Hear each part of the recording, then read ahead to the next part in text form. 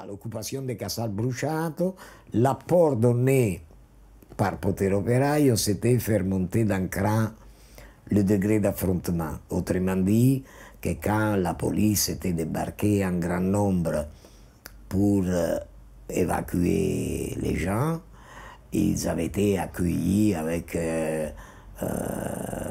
une volée nourrie de Molotov. Il y avait eu les... Le Molotov était devenu... Nous, par exemple, Potere Operaio, franchement, on n'a jamais eu ce truc ambigu que c'est la barre de fer. Donc la fin de l'automne chaude, c'est aussi très convulsive. Là aussi, ça ferait plusieurs journées. J'avais parlé de Corso Traiano le 3 juillet à Turin, à l'occasion de manifestations sur la question du logement, et le 18 ou 28 novembre à Milan, c'est un peu la même occasion. Grève générale nationale per la casa, on dit sur les habitations, énorme manif à Milan, et pour une fois, la partie du cortège où il y avait un grand nombre de jeunes ouvriers, prolos de Calabre, immigrés à Milan, et qu'ils étaient tous, à ce moment-là, c'était leur moment de gloire, un groupe ML maoïste qui s'appelait Union des communistes, etc. C'était eux qui, pendant les... en italien on dit caroselli, les flics qui tournaient avec leur jeep, etc., ils avaient démonté à Via Larga à Milan, c'est vraiment le centre-ville à côté de l'université statale, etc. Il y avait un énorme échafaudage en métal de tubes innocents, ils l'ont démonté, et là, en lançant ce truc, une camionnette de police s'était renversée et le conducteur, l'agent de police à Naruma, était mort. Alors là, après, il y a eu un après-midi d'affrontements très violents, et puis ça aussi, ça avait marqué. C'est ça, si tu veux, le baptême du feu pour le mouvement 68 au sens étudiant, mais et aussi le moment d'affrontement avec la question de la force et de la violence, même pour les luttes ouvrières, etc. Mais il y avait déjà eu, c'est vrai, Corso Traiano et d'autres épisodes, mais encore ça revient. Et l'après-midi, par exemple, à l'université statale de Milan, il y avait une énorme assemblée et des journalistes sont arrivés en disant, bon, peut-être c'était une légende, ah, écoutez, à la caserne Sant'Ambroise, ça s'appelait alors, et après ça a été baptisé à Naruma. Les policiers sont en mutinerie, ils veulent débarquer ici et faire un massacre. Les autorités ont fait encercler la caserne par les carabiniers, un autre... Et donc, et puis, je me rappelle que c'était vraiment cette espèce de lourdeur, le premier ministre de l'époque, qu'à la télé, il avait commencé à lancer ces trucs contre... À l'époque, ce n'était pas tellement les terroristes, mais les criminels, les violents, etc. Et puis, le mouvement à Milan, il faut reconnaître ça aussi, ce qui était appelé le mouvement étudiant des facultés humanistes, qui après, comme je vous dis, il avait pris une tournure en même temps très intégrée dans le syndicalisme, etc. Et plus avec... il avait glissé du maoïsme à un véritable esprit stalinien, Beria, etc. Mais à ce moment-là, ils ont eu une intuition forte. Donc, pendant qu'il y avait le président de la République, qui était un social-démocrate, et puis les ministres, etc., qui lançaient ces trucs menaçants ouvertement. Il y avait eu manif contre la répression. Ils avaient joué leur truc de mettre un tas d'intelligentsia un peu qui faisait des une espèce d'espace comme ça, des prétextes, nous on n'aimait pas du tout, un peu démocratique, etc. Mais pendant que les flics avaient commencé à tirer leurs grenades contre cette tête de manif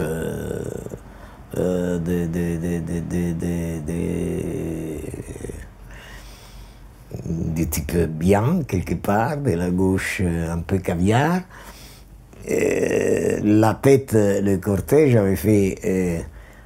la queue, c'était devenu la tête, et on avait parcouru toute la ville sans trop de casse, parce qu'il y avait ces émelles qui étaient un peu sapeurs-pompiers, mais en tout cas avec des slogans très provocateurs, de désordre partout. Et puis, donc, à ce même moment, c'était commencé une autre chose dont je ne parlerai pas ici, parce que ce n'est pas des moments d'émeute, disons, je ne veux pas dire nécessairement de masse, mais en nombre, mais c'est ce qui s'est passé aussi dans les réseaux un peu militants. Il y avait eu en même temps toute une série d'enquêtes, de petits attentats, des sabotages démonstratifs à la Fiera di Milano, la Foire de Milan, à Turin, etc., à Rome, et la police, il était sur le dos de quelques groupes anarchistes un peu petits, un peu marginal, un peu. Il y avait l'éditeur Gian Giacomo Feltrinelli, qui était un peu le Maspero italien, avec on était devenus très très amis, mais et lui il cultivait ce rêve, mais c'était un rêve un peu foquiste, parce que son mythe de jeunesse c'était un peu une sorte de guévarisme, les fochi de guérilla, les fronts combattants de l'Amérique latine, mais quand même c'est quelqu'un qui est parti, a tout quitté, il est passé à la clandestinité, il a fondé un groupe. Alors lui, à ce moment-là, il avait donné un alibi à des jeunes anarchistes, et la préfecture lui avait retiré les passeports, et il avait donc écrit une lettre ouverte qui avait eu beaucoup de retentissement en disant qu'il passait à la clandestinité. Donc c'était passé par nous son passage, et après il était un peu le fondateur de ce groupe armé très petit, mais qui a été avant-coureur, qui s'appelait GAP, groupe armé. Mais dans ce cas-là, c'était pas celui-là historique du Parti communiste, c'était groupe armé patriotique, et lui c'était groupe armé partisan. Alors cette fin d'année c'était marquée par ces événements. Il y a Piazza Fontana, le grand choc suivi à ça, les manifestations pour Piazza Fontana, l'émergence d'une rue droitière, ça s'appelait majorité silencieuse, plutôt fascisante, poujadiste, etc. Et puis la mort, carrément, de l'anarchiste Pinelli et tout. Donc, l'année se ferme avec un espèce d'horizon un peu livide, un peu. Et puis, voilà, 1970. 1970, c'est une année dans laquelle il n'y a pas vraiment quelque chose de nouveau. Il y a une espèce de consolidation de la trame du mouvement se densifie. Il faut dire, tu sais, je ressens fort, je fais une distinction, l'appartenance, mais pas des trucs identitaires qui sont une forme de patriotisme, au fond c'est une figure de la propriété, non? L'identité. Donc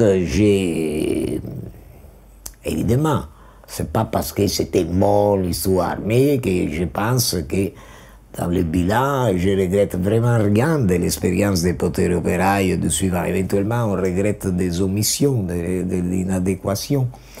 Mais par contre, je trouve que dans ces moments 70, 71, lotta continua, qui était comme un peu des cousins, nous on se moquait un peu parce qu'ils étaient très nombreux, très populaires, mais un peu en auberge espagnole au point de vue de la théorie du langage. Il pouvait y avoir des sensibilités, je ne sais pas, tiers-mondistes, opéraïstes, Mao Spontex, libertaires, de tout type. Il n'y avait pas. Alors, bon. La diversité, comme la biodiversité, c'est la vie, on ne va pas les regretter, mais alors tant qu'être un mouvement qui n'est pas posé une question un peu avant-gardiste, non, parce que... Mais Lotta Continua, elle avait eu, moi je pense, plus que d'autres, suivis par d'autres groupes gauchistes, de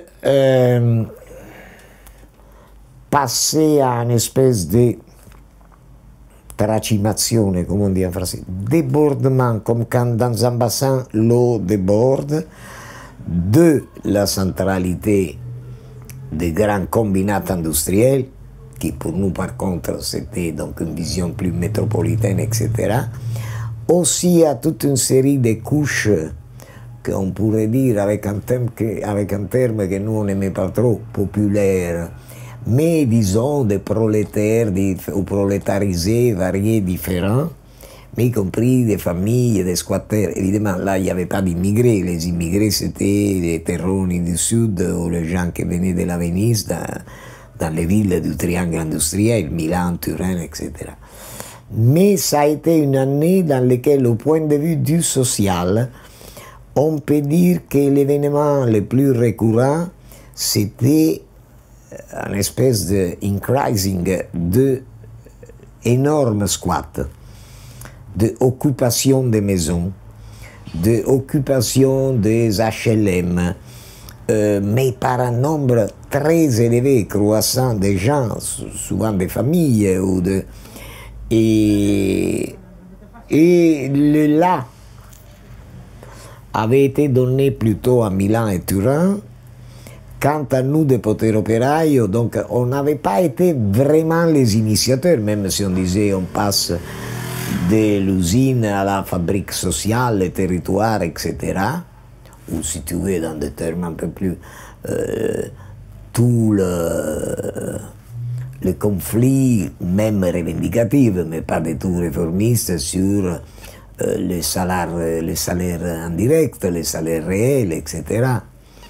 Et c'est vrai que dans les propositions de Potere Operaio, il y avait quelque chose qu'on peut être, mais pas dans des termes de la mythologie des droits, c'était un peu dans l'idée des modifications de la constitution matérielle sous la pression des luttes, donc même le discours travail zéro et revenu social, salaire politique, comme l'avait appelé Negri. Mais il ne faut pas penser que c'était comme faire des petits programmes pour mettre les culottes au monde, comme dit Marx. C'était ou des plans sur la comète pour réformer la société ou de forme.